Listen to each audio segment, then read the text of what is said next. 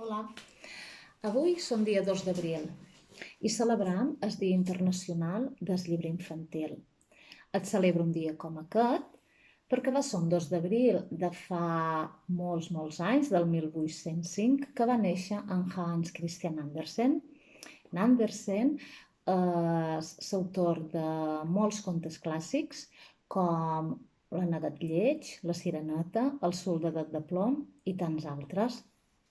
Les persones que feien feina a les biblioteques de Menorca ho volen celebrar amb tots vosaltres. Enguany ho haurem de fer de manera virtual, ho feim en l'estranyesa del confinament a casa, però amb il·lusió de sempre, pels llibres i pels contes, i per les grans i petites històries literàries que ens ajuden a sortir de casa sense sortir. Per a fer-ho us explicarem un conte. Hem triat El jove cranc, escrit per en Gianni Rodari.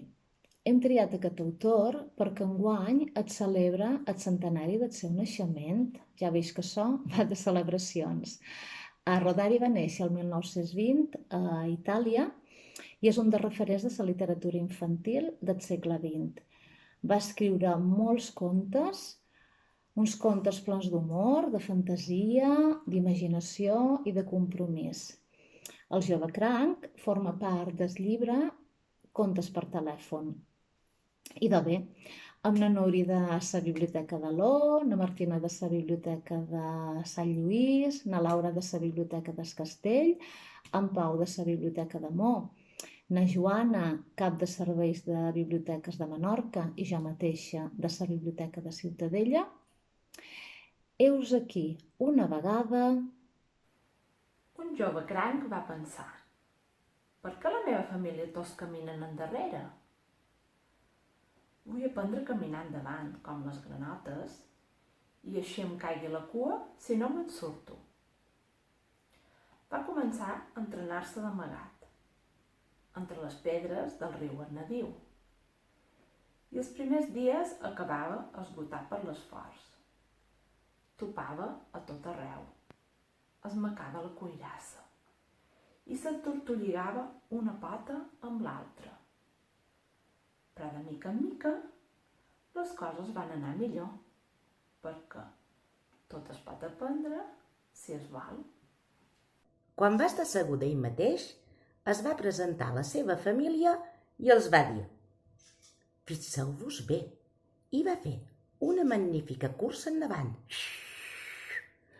Fill meu! Va esclafir en plors la mare. Que se t'ha girat l'enteniment? Torna'n al teu seny. Camina tal com t'han ensenyat el teu pare i la teva mare. Camina com els teus germans, que tant t'estimen. Els seus germans, no obstant, es petaven de riure. El pare se'l va mirar severament i després va dir: ja n'hi ha prou. Si vols viure amb nosaltres, camina com tots els crancs. Si vols anar a la teva, el riu és prou gros. Vés-te'n i no tornis més.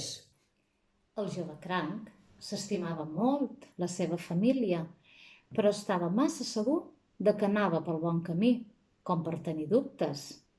Va abraçar la mare, va saludar el pare, va saludar els germans i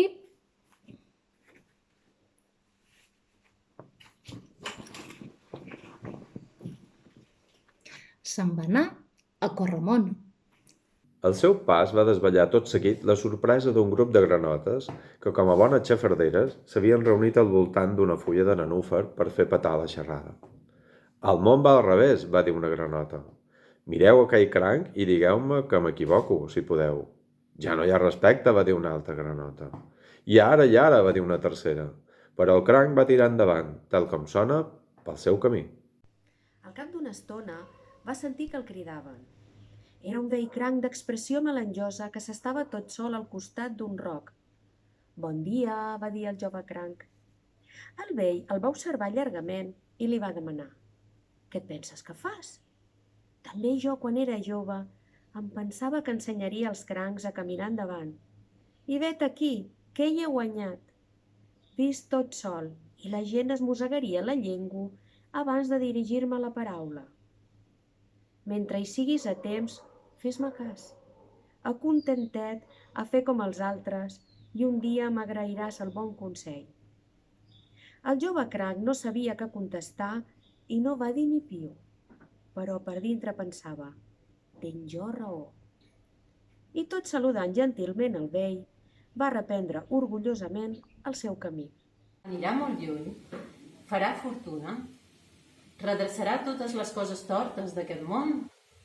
Nosaltres no ho sabem, perquè ell continua caminant encara, amb el mateix coratge i decisió del primer dia. Només podem desitjar-li de tot cor bon viatge. Bon viatge. Viatge.